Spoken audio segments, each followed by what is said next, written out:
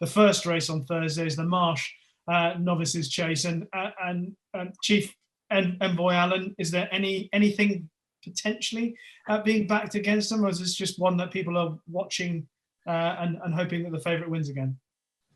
It's an obvious one, isn't it? Obviously, moves stable though, but you know, I think Henry will have him right when he 8 to 11.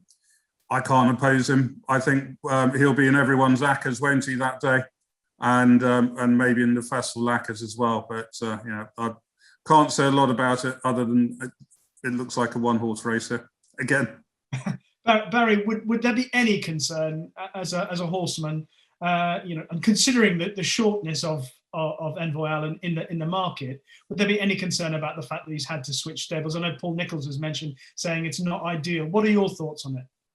Well, it's not ideal, but you can't say for sure. But I think he'll be okay. He's a very laid back horse. I had the pleasure of sitting on him as well back in the autumn. He's gorgeous. He is the real deal.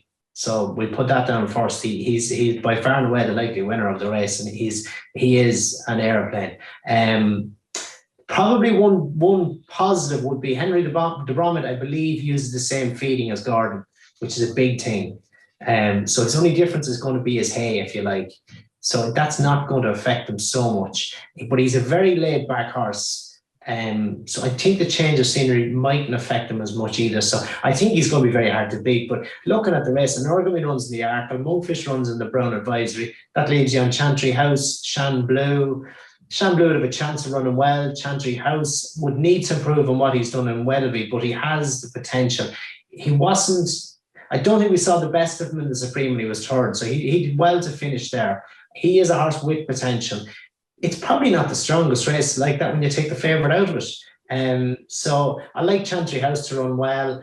I thought maybe Chatham Street Lad could run well into a place. He's got plenty of experience. He's highly rated. We have the pleasure of Mick Winters rolling around the winners' enclosure again, which would be brilliant. But he'd have a little each way show, but Envoy Allen is going to be very hard to beat. Neil? Well, this is if you really want to, you know, this is another. Such a shocker that the betting shops are not open, because what we really need to. First of all, I've got nothing against Envoy Allen. I think it is by far the most likely winner, and it should be odds on, and it probably will be odds on. But I think what will happen is that he'll scare away a lot of the opposition, and this race will really cut up. I'll be amazed if there's 8 runners. I think there could be 5 or 6 runners. And it's a brilliant opportunity to have an each-way anti-post double with the Arkle. Get your Captain Guinness money, place money, running on to, and you can stick a couple in there. I think Fusel Raffles, I think is really solid to place in this race. Really like the drying ground, and is a definite runner that's been targeted for this race. I think Chantry House is fine. I wouldn't mind that as well. And I think Shan Blue jumps really well, and I quite like Shan Blue. I could easily see myself. Certainly Captain Guinness being one of them, but sticking a couple from the Arkle in some each-way doubles with this race. Sorry, Chief, I know you don't want that kind of business. Okay, so Envoy Allen, but a few dirty each-ways for Neil, as per. The Pertemps Handicap Hurdle. What are we thinking here? Neil, I'll let you start off, because it's another handicap that I know that you've done a massive amount of research on. Well, I did a bit. I mean, obviously, the Pertemps is always a funny one, isn't it? Because, you know, they have this kind of slightly archaic qualifying system, which I think they probably ought to change now, really. I think there's been a bit of talk about changing it. The horse that finished 6th in the Punchestown qualifier is the one that a lot of people seem to be talking about, Linwood Gold. I mean, this horse is definitely a horse that's going to appreciate the drying ground. It's Jessica Harrington, I think that looks very, very solid each way. I definitely wouldn't put anyone off. I think I don't know whether it's still a double figure price. I think when I last looked, it was about 10 or 12 to 1. That would probably be my main fancy in the race. I did look at this race a few weeks ago, and I was kind of a bit of a fan of the Boss's Oscar. I'm not against it now, but I kind of feel like the vibes have not been that strong. And obviously with everything that's happened, maybe those kind of vibes count for more now. I'm not sure. I looked at another one as well at a bigger price, was Mrs. Milner, which is Paul Nolan's horse. I thought that was quite interesting. I'm not going to back too many English horses in the handicaps. I think the Irish do have a big advantage, and I think the Irish are going to have a great week. But I did have a little look at one here, an English horse, which was Come On Teddy for Tom George. He's not having a bad season, and I thought that had a chance. But really, my main bet in this would be Jesse Harrington's Linwood Gold. I like Linwood Gold, I'm afraid to say.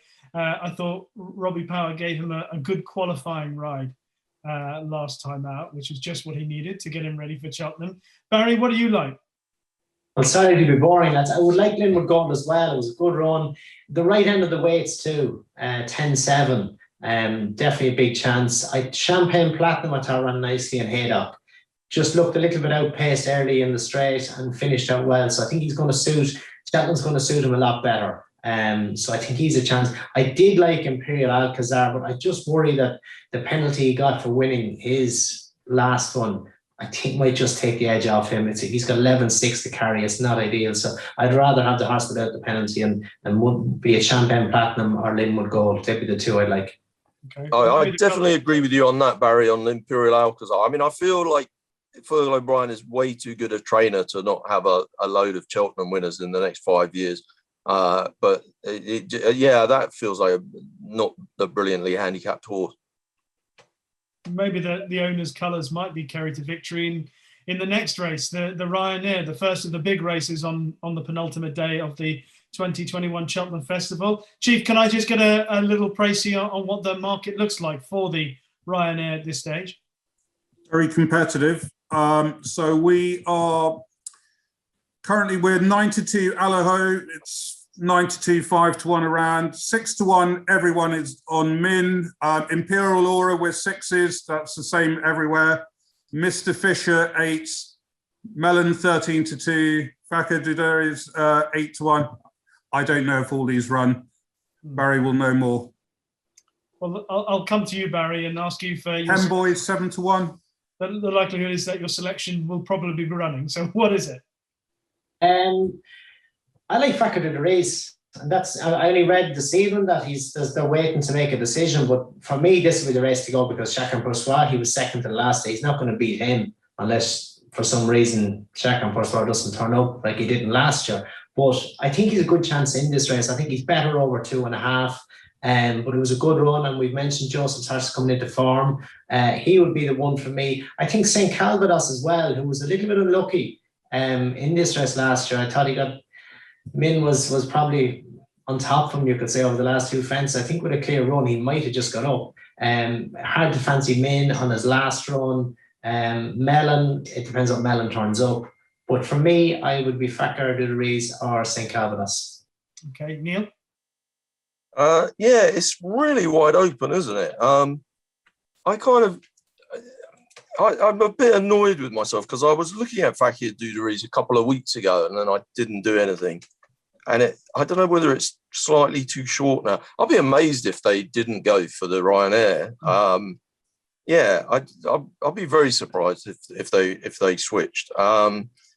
I guess it's still a fair enough price. What is it? Did you say, Chief, 8-1? Fakir Duderies? Yes, it's 8. It's actually 8-1 everywhere.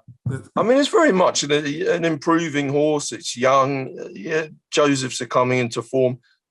I think I could probably stick with it. On St. Calvados, I was worried a couple of weeks ago generally about Harry Whittington's horses. They'd been having a terrible time. They've hit a bit of form. I think, though, that horse wants proper soft ground, doesn't it? That would put me off a little bit. Although his horses are running way better than they were. I haven't had a bet in the race so far. I feel like it's going to be Fakir Dudery. Yeah, there's not many others that are really attracting me. I mean, Min, I feel like it doesn't win often enough for me, and Mellon it might not be the horse it was. It may turn out to be less competitive than it at first appears, I think. I'm with Barry on St. Calvados. I know what you're saying about the ground, but I think he's only had one run on proper, decent, good ground in his whole career. I don't think he's been given the opportunity to really test himself on decent ground. And I think the Harry Whittington team, I think they've had 5 winners in the last couple of weeks. So clearly they're over whatever ailed them. And when he ran and he was unseated, that was obviously in the worst of the spell, but he travelled like the best horse for a long way in the King George. And back over this trip, obviously having run well in the race last year, he'll be the one for me. The Stairs Hurdle up next. Chief, I'll let you just give us another little summary of how the market's looking. This is a lovely competitive race, just how we like them. So obviously Paisley Park at the top of the market is, I apologise, Time Hill at top of the market, 3-1 with us. Paisley Park 100 to 30, Cider Burley 7-1, Flooring Porter 11-1, Roxana, does it run here? Does it run in the mares? 8-1. And then it's sort of 12-1 Storyteller onwards. All right. What about you here, Neil? I'll let you start off for the Stairs. I mean, that race at Ascot, that was a brilliant race, wasn't it? I mean, it was so memorable. I'm so useless at remembering horses' names years later. I feel like that's one I'm going to remember for years to come. Having said that, I've never really been a backer of Paisley Park. I tend to be... a lot of horses in the Stayers Hurdle over the years, they always come back year after year, don't they? And I always seem to feel like I'm laying the same horse every year. And I feel like I've done that a bit with Paisley Park. So maybe it's not my best friend. I'm going to kind of look a bit further down the prices. And I've looked at, I was looking at Fury Road a couple of weeks ago. And I don't know, that's maybe I've gone off that a bit. I could definitely find myself backing Lisnagar Oscar on the day. I think that's a bit of a forgotten horse. Obviously, she doesn't have that many horses. And, we haven't heard too much from the stable generally. But they seem to be talking as if, it's got a good chance. And, I'm not sure that last year's winner should be more than 14-1, really, to repeat. So I'm definitely going to have to back that. Whether I throw a couple of other darts at it, I guess Cider Burley is solid enough. And I notice you've got an offer there, Chief, 6-4 to place. Right, yeah. I would have thought that sounded reasonable. I'm not a big fan of Time Hill. I did actually back Time Hill last year in the Albert Bartlett. I can't really see how he's going to reverse the form with Paisley Park from Ascot. So I'm not really a fan of that at the prices. One that would be really interesting, I think it's going to run in the Gold Cup, isn't it? But if it does run here in the Stayers Hurdle, surely Vindication's got a chance. And it would be quite a lot shorter, I guess, than the prices I've seen around today. That could be interesting, but I think Lisnagar Oscar will be my one. Vindication, definitely a left field suggestion. Barry, is the winner trained in Britain or Ireland, first of all? I think in Britain. I'm a big Time Hill fan, and I fancied him to win in Ascot after fancying him to win in Newbury, but he got beaten by Paisley Park, obviously, and Paisley Park I think he's made for Cheltenham. I think he's made for the race. I suppose the one negative about him, he's turned up at 3 festivals and he's been out of the first 10, I think, in 2 of them. So he's 1 from 3 at the festival is the only negative, but he's the ideal horse for the race. Race behind the bridle, finishes strongly. Time Hill probably travels a little bit too well, and I think that was the beating of him in Ascot. But in the same token, Paisley Park got hung up in traffic turning in, so he had his own problems to overcome. So for me, I'd be on Paisley Park. I think he's the one. I think Cider Burley has an each-way shout. And also Fury Road, I think he's valued at 16-1. I think he's an each-way play as well.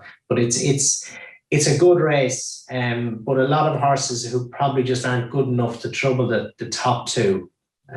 So I take a chance on something like maybe Fury Road for value. All right. I'm a big fan of Paisley Park for this race. I think when he came back at Newbury, he was ridden for the return run, and Timehill beat him, yes, fair and square in the day, but then he beat Timehill then at Ascot when things didn't go right for him, and Aidan Coleman had to switch out round the bend and had a decent amount of makeup. And then, as you say, I think he's a Cheltenham horse. The way he won the race a couple of years ago was really impressive. So he will be the horse for me. The next race we're going to talk about is the Paddy Power Plate, which is the 5th race on the Thursday. A very difficult one. I found this one to solve. Chief, you've squinted your face up because I think you're in agreement. Well, I think this is a Neil Channing race. He'll find this 33-1 winner here, I reckon. It definitely will be. It's not one. I didn't think we were going to cover it, and I haven't actually done any work at all on it. I do remember from last year, I did some stats on it last year, and it's a brilliant race for front runners. And the winner last year, I think, was it Simply the Bets last year, and it led from the front, and it never really got headed. I can remember 2 or 3 front runners winning in the last few years, but it turns out to be. So that will be my angle into it. But I must admit, I haven't really done the work on it yet. Sorry about that. No problem. Honesty is the best policy. Barry, tell me that you've done some work on it. Some. That's enough. I liked Umbrigado. Now, I sold him as a youngster, so I probably have a little bit of an affection for him. But he was very good at Newbury. But I'd be worried about the quick turnaround for him. I'd say it's an ideal. I think it's a tricky race.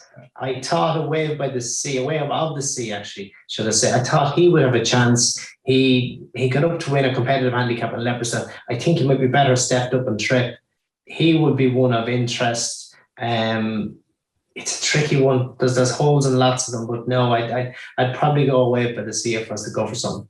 Okay. I'm just going to mention Mr. Whitaker, who ran well in the race last year. He was 3rd behind Simply the Bets. Hasn't been quite at his best this season, but obviously it's just eased a fraction in the handicap. But I love Cheltenham course and distance and Cheltenham Festival form. I think he's about 14s or 16s, and an each way play I'd prefer with a horse that's been there and done it before. Penultimate race on the penultimate day, the Mares Novices Hurdle. Wonderful addition to have more Mares races, of course. Haha. Right, Chief. What does the market say? Royal Kahala and Hook Up, the 2 horses to concentrate on at the top? Exactly. Those 2 are vying for favouritism. Royal Kahala just favourite with us, 9-2. Hook Up 5-1. Rosie's Hollow 11-2. Gulwaz 8-1. Glancing Queen 9s, and then it's sort of 10s bar. Barry, Royal Kahala and Hook Up, they've met before. Of the 2, do you prefer one or the other? And if you do, is that the horse that you think might win, or is it going to come from elsewhere? No, I think Royal Kahala to me looks like she loved the soft ground when she beat Hook Up. Hook Up looked the winner, going to the last, fluffed the last, and that's probably her Achilles heel is her jumping. But she ran in a handicap before that in Leopardstown, which was 4th, or since then, should I say, she was 4th. She would be the one for me. She's the pick of the race, but her jumping's her problem. I think she's going to benefit from the better ground. Rosie's Hollow, for me, like Kahala or Royal Kahala, I think loved soft ground. And they had Galouse behind them the last day. So for me, Hook Up, but her jumping just needs to be as good as it can be. But I think this track gives her a little bit more time with only 3 hurdles in the last mile of the race. She has a better chance. It's nearly half a mile from the second last hurdle is going to help her. So I take a punt and Hook Up. Neil, I know you campaigned, you signed the petition for more Mares races. Cheltenham, so you must be looking forward to this. I was mostly upset about the Mares Chase depriving us of a lovely 20-runner handicap on day 1. That was really what I was upset about. I mean, I think the Hook Up jumping thing is a big worry. She hasn't jumped brilliantly, but I think she liked the quicker ground, so she would have a chance. On the whole, Royal Kahala, Rosie's Hollow, the 2 that faced each other last time, Royal Kahala looks like she's waited to reverse the form. And also, I don't think she really got the run of the race last time. She raced a bit wide, and she was kind of scrubbed along, actually. Or maybe slightly outpaced a little bit. she didn't seem to be going brilliantly, and then she stayed on all right. I think I'm quite confident that Royal Kahala will win that match against Rosie's Hollow. And if I'm quite confident of that, I guess that makes Royal Kahala a reasonable bet at around about 5-1 to win the race, because, Rosie's Hollow is one of the main challengers. And yeah, with a doubt about hookups jumping as well. I guess there's a couple of sort of niggles against other horses. So, I think I've sort of talked myself into Royal Kahala in the last couple of days, and I can't see myself not backing that. Whether I'll add anything else, I sort of think the Glancing Queen is all right, and I might persuade myself to have a couple of win bets. It wouldn't be a race I'd play each way in. It's not very good shape for each way betting. So even though people might look at it and think, well, these are quite decent prices. It's 5-1 the field, 4-1 the field, that kind of race. I don't think it's a good race to play each way. It's better to have 2 win bets than an each way bet. Good advice. Final race on the Thursday is the Folkwall Kinmure. That handicap over 3.25 miles. The horse who's near the top of the market for this one, Chief, is it Time to Get Up of John Joe Neals? Time to Get Up is, with Sporting Index odds, is a 11-2 shot, not quite favourite. We've got Run Wild Fred, it's 5-1 market leader. And then we go into bigger price ones. Hold a Note, 11-1. D's, Arbor, we all say these horses differently, 12-1. Shantou Flyer, 14-1. And there you go. Okay. I was particularly interested, Barry. I'll start off with Time to Get Up, who was with Joseph O'Brien in Ireland, actually finished second to Monkfish over hurdles back in the day. And John Joe Neals obviously got him now. And I like the way he's slowly progressing, and he would be my pick. I know he's at the top of the market, but that's a pretty obvious thing to say. What about you? What do you like? I like Run Wild Fred. I thought it was good on the last day in the Thyestes. I like him at the top of the market, but I think he's a good chance in a very competitive race. As regards value, I'm actually going to go with a bit of an odd one. An 11-year-old, Shantou Flyer. Change of stable to Paul Nichols, has a 2-run, a good run. The last day finished second. He's up £4. He was 157, I think, at one stage. This is a real staying race on the new course. Takes a lot of getting. I think he's a classy horse on his day. He showed his well-being last time. I think the Triple Nice Gun is ideal for him. So I take a punt at him each way, Shantou Flyer. Okay, Shantou Flyer. Nodding away, Neil. You like I couldn't disagree with that. I think it is a very competitive race, obviously, and there's a whole bunch that I could back. I've sort of looked at Mount Ida. I couldn't quite put myself off that. Deezer Aber, I don't mind that. I like your Time to Get Up. I think that will really like the faster ground. Assuming that it does keep drying out during the week, which I am very much assuming. The one that I sort of thought might be a decent price, though, and a little bit, interesting, 4th in the race last year, Plan of Attack. Probably hasn't had a great season, but Henry de Bromhead again. And he was saying the other day that the horse is coming back into form, and he sounded quite optimistic. And, obviously everybody likes to bet horses that have run well at Cheltenham before. And I think, given that it was placed in the race last year, I think what price is that, Chief? About 16, 20-1? 20-1. Best yeah, price. I mean, that sounds very fair to me. Plan of Attack. Okay. Well, that wraps up Thursday.